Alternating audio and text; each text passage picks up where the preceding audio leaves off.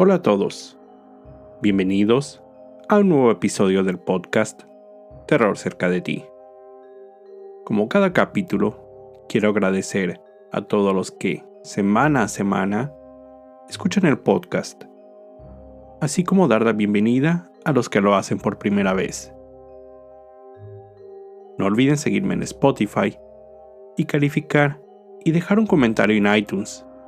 Esto ayuda a que el podcast llegue a más personas. Recuerden seguir mis redes sociales, @terrorcerca, en Facebook e Instagram, donde publico contenido adicional a los episodios. Y junto con el correo electrónico, terrorcercadeti@gmail.com, es la forma en que me pueden hacer llegar sus sugerencias de historias o sus propios relatos. Esta semana les traigo la primera parte de la historia de Raymond Fernández y Martha Beck, mejor conocidos como los asesinos de los corazones solitarios. Raymond Fernández nació el 17 de diciembre de 1914 en la isla de Hawái, de padres españoles. Siendo aún pequeño, su familia se mudó al poblado de Bridgeport, en Connecticut, donde creció. En sus años de juventud, su padre lo criticaba constantemente por su apariencia. Le decía haber querido un hijo más fuerte, ya que era un adolescente frágil y enfermizo. En 1932, de 18 años, Raymond se mudó a España para trabajar en la granja de su tío. En esos años, su apariencia cambió. Era un joven atractivo, fuerte, de un temperamento calmado y gentil. Viviendo ahí, conoció y se casó con Encarnación Robles, con quien tuvo 4 hijos. Con el comienzo de la Segunda Guerra Mundial, Raymond se enlistó en la Marina de España, pero pronto encontró otra oportunidad trabajando para el gobierno británico como espía, donde obtuvo notoriedad por sus habilidades en la recolección de información. Cuando la guerra terminó, decidió regresar a los Estados Unidos. Primero viajaría él y después enviaría por su esposa e hijos. Consiguió un pasaje en una embarcación que lo llevaría primero a la isla de Curazao. Sin embargo, durante el viaje, Raymond sufrió un grave accidente que cambiaría su vida. Mientras se dirigía a cubierta, una escotilla de metal cayó directamente sobre su cabeza. Cuando el barco atracó en diciembre de 1945, fue ingresado a un hospital donde permaneció por 4 meses. A su salida, Raymond había cambiado. Su personalidad ahora era fría, indiferente, se enojaba muy fácil, no sonreía y cuando hablaba, divagaba. La herida, sucedida en la región del lóbulo frontal, había fracturado su cráneo y dejó una marca permanente, una hendidura en su cráneo, que se cree podría haber dañado su cerebro de manera irreversible. Después de este tiempo, abordó otro barco con destino a Alabama. En el camino hizo algo raro, tonto incluso. Al pasar por la aduana, le fue encontrada una gran cantidad de ropa y artículos que no le pertenecía. Los había robado del almacén del bote. Al ser cuestionado sobre su accionar, simplemente dijo, cito, "No sé, no puedo pensar, no puedo decir por qué lo hice. Solo vi a otro hombre poniendo una toalla o 2 en su bolsa así que pensé que haría lo mismo, solo que no pude detenerme. Raymond fue arrestado y sentenciado a 1 año en la Penitenciaría Federal de Tallahassee, en Florida. Durante su tiempo en prisión, compartió celda con un hombre de Haití, quien lo introdujo en la práctica del vudú. Estaba convencido que tenía un poder secreto sobre las mujeres, proveniente del vudú. Creía que sus poderes sexuales se encontraban en lo más alto. Él comentaba que podría hacer el amor a mujeres a gran distancia, al incluir sus poderes de vudú dentro de los sobres donde les escribía cartas. Raymond fue liberado de prisión en 1946 y se mudó a Brooklyn, Nueva York, con su hermana. Sus familiares notaron el cambio en él, incluido su físico. Había perdido casi todo su cabello. La cicatriz de su herida era muy visible. Se encerraba en su habitación por días, quejándose de fuertes dolores de cabeza. Fue durante este tiempo que comenzó a escribir a múltiples mujeres a través de los clubes de corazones solitarios. Escribiendo cartas, seducía a mujeres crédulas que buscaban una pareja. Una vez que ganaba su confianza, les robaba dinero, joyería, cheques, cualquier cosa que pudiera obtener, para después desaparecer de sus vidas. Las víctimas, avergonzadas, raramente acudían a reportar el crimen a la policía. Esta actividad sería su nueva forma de vida. En 1947, inició correspondencia con Jane Lucilla Thompson, mujer recién divorciada. Después de intercambiar algunas cartas en las que Raymond la cortejó, ella aceptó conocerlo. En octubre de ese año, compraron boletos para un crucero con el dinero de Jane y viajaron a España.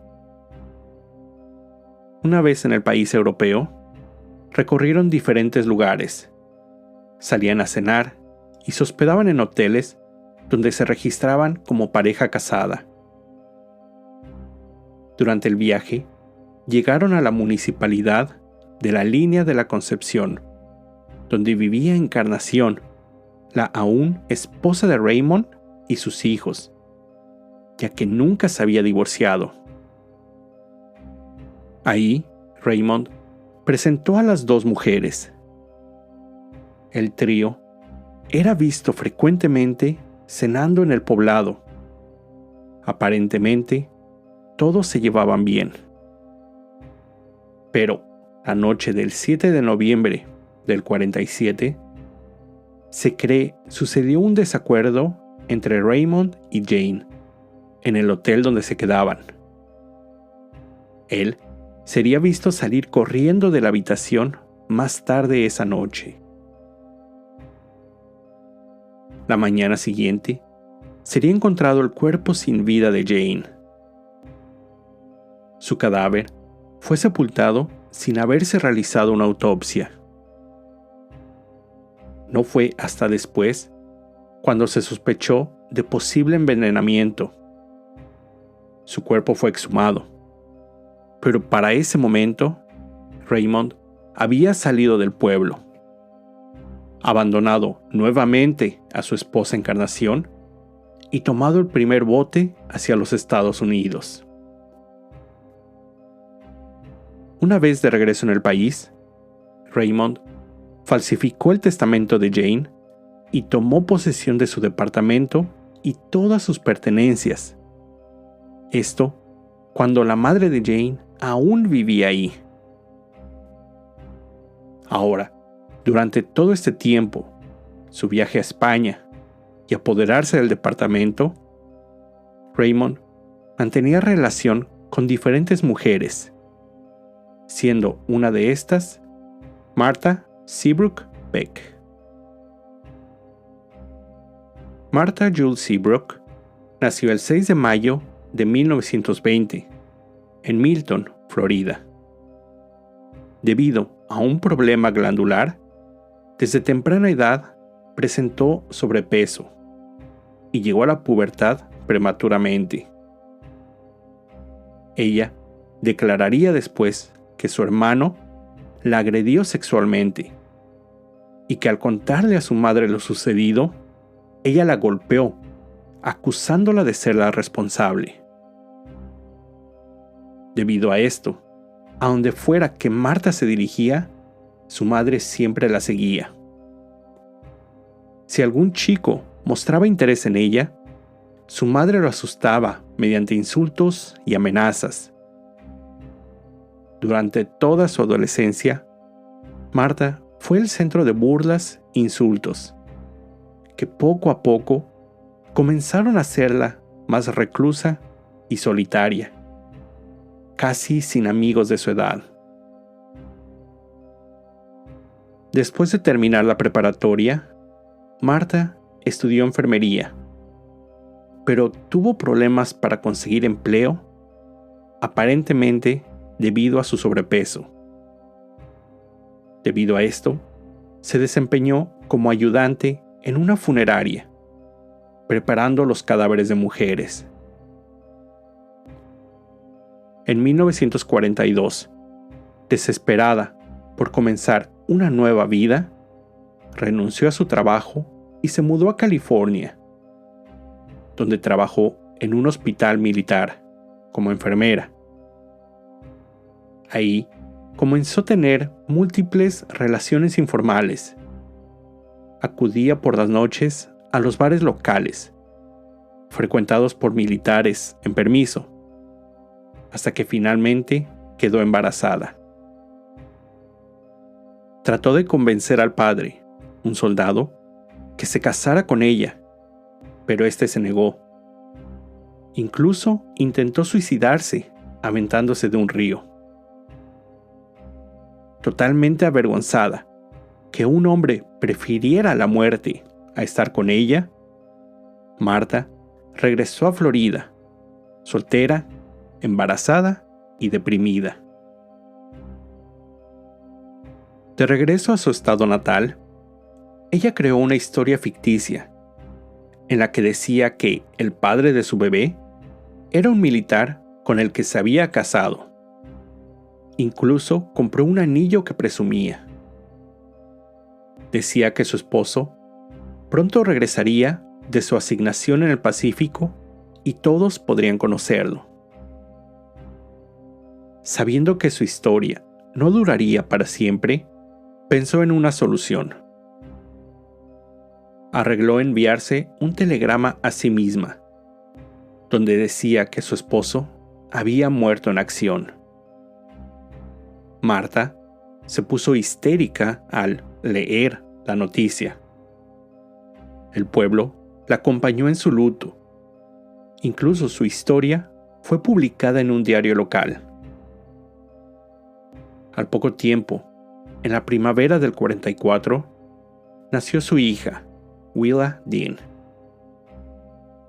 Unos meses después, conoció a un conductor de autobús llamado Alfred Beck, de quien quedó embarazada.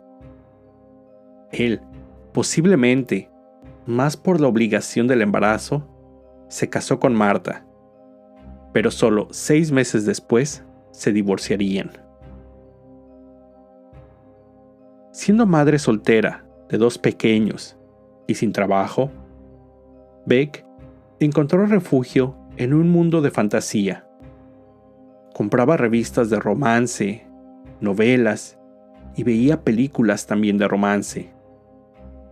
Soñaba con que el hombre de sus sueños llegara a rescatarla de su soledad y desesperación. En 1946, consiguió empleo en el Hospital Infantil de Pensacola. Ella tomaba su trabajo y responsabilidades muy en serio. pero, además, infeliz por no poder tener la vida social que ella soñaba, se dedicaba de lleno a su empleo. En menos de un año, recibió la promoción como enfermera superintendente del hospital. Como broma de mal gusto, una persona del hospital puso en la correspondencia de Marta publicidad de un club de corazones solitarios. Ella, al descubrirlo, rompió en llanto por la tristeza y el enojo. Pero, a manera de desafío, ella pondría un anuncio en el club de corazones solitarios de Mother Dinings. Convenientemente, dejó fuera el hecho que pesaba más de 110 kilos y que era madre soltera de 2 hijos. Siguiendo sus ideas de romanticismo, esperaba con ansias la llegada de su príncipe encantador, que la salvara de su dolor y soledad. En diciembre de 1947, Raymond Fernández contestaría su publicación. En su carta, él le escribió que era un empresario y hombre de negocios, que había hecho su fortuna en el comercio de exportaciones e importaciones. Sus palabras, escritas de una manera muy cortés, aparentaban sinceridad. Escribió que había nacido en España, pero que recién había llegado a los Estados Unidos por una oportunidad de negocio. Su gran departamento en Nueva York era demasiado grande y vacío para un hombre soltero, pero que esperaba pronto fuera compartido con una esposa. Marta no podía creer su fortuna. Cargaba con la carta a donde fuera y la releía en cada oportunidad que tenía. Le encantó la forma en cómo él había escrito y cómo se expresaba de sí mismo. Compró papel elegante y comenzó un intercambio de cartas por 2 semanas. En una de ellas incluyó una fotografía, pero ya que no quería que él se espantara por su apariencia física, Marta incluyó una imagen donde aparecía todo el grupo de enfermeras del hospital y ella estaba parcialmente bloqueada, diciendo en la carta, cito, "No me hace justicia". A Fernández no le interesaba el físico. En ese momento ya había estafado a una gran cantidad de mujeres y lo único que buscaba era que tuvieran activos. Cuando supo que Marta era una enfermera, asumió que ella debería tener una buena cantidad de dinero ahorrada o algo de valor. Siguiendo su forma de operar, sabía que tenía que ganarse su confianza e inspirar cierto nivel de deseo sexual en sus víctimas. El siguiente paso era pedirle un mechón de cabello, el cual él usaba para realizar un ritual de vudú. Él creía que hacía que sus víctimas, en este caso Marta, fueran incapaces de resistirse a sus encantos sexuales. Marta se emocionó con la solicitud. Nunca pensó que un hombre le pidiera un mechón de su cabellera. Ella aceptó con mucha felicidad. Soñó con que Raymond fuera el caballero en armadura que la salvara. Después de realizar su ritual, en diciembre de 1947, Fernández viajó a Florida para conocer a Marta. Ella estaba muy nerviosa, pensando que al verla, tal vez Raymond se defraudaría. Sin embargo, él no dio muestra alguna de desapruebo. Marta estaba emocionada. No podía creer su buena suerte al estar frente a un hombre tan apuesto. Fueron a casa de ella, le presentó a sus 2 hijos y cenaron. Después tuvieron relaciones. Se quedó con ella solo por unos días. Pero Marta quería pasar el resto de su vida con él. Raymond, por el otro lado, no tenía intención de casarse. Quería continuar con su labor de estafador, por lo que le dijo a Marta que tenía unos negocios pendientes en Nueva York y tenía que regresar a la ciudad cuanto antes. Ella no quería ser abandonada. Él le prometió regresar pronto o enviar dinero para que ella pudiera viajar hacia el norte. Marta tomó este comentario como una propuesta de matrimonio. Unas semanas después, Marta fue despedida de su empleo. Ella creyó era por su relación con Fernández, así que vio esto como una oportunidad. Tomó a sus hijos y llegó a la ciudad de Nueva York, siguiendo a su amante. Ahí continuaron con su relación, en la que ella atendía a Fernández a todos sus caprichos. Él sentía la presencia de Marta en su vida como reconfortante, aunque insistía que sus hijos tenían que irse. La puso en la situación de decidir entre él o sus hijos. En enero de 1948, Marta llevó a sus hijos a una instalación del Ejército de Salvación y los abandonó en ese lugar. No se pierdan el próximo episodio, donde les traeré la conclusión de esta historia. Con esto llego al final de este episodio. Como siempre, te recuerdo estar alerta de todo lo que pasa a tu alrededor, ya que el terror está donde menos te lo esperas. El terror está cerca de ti. Cuando el miedo se convierte en terror, hay una historia que contar.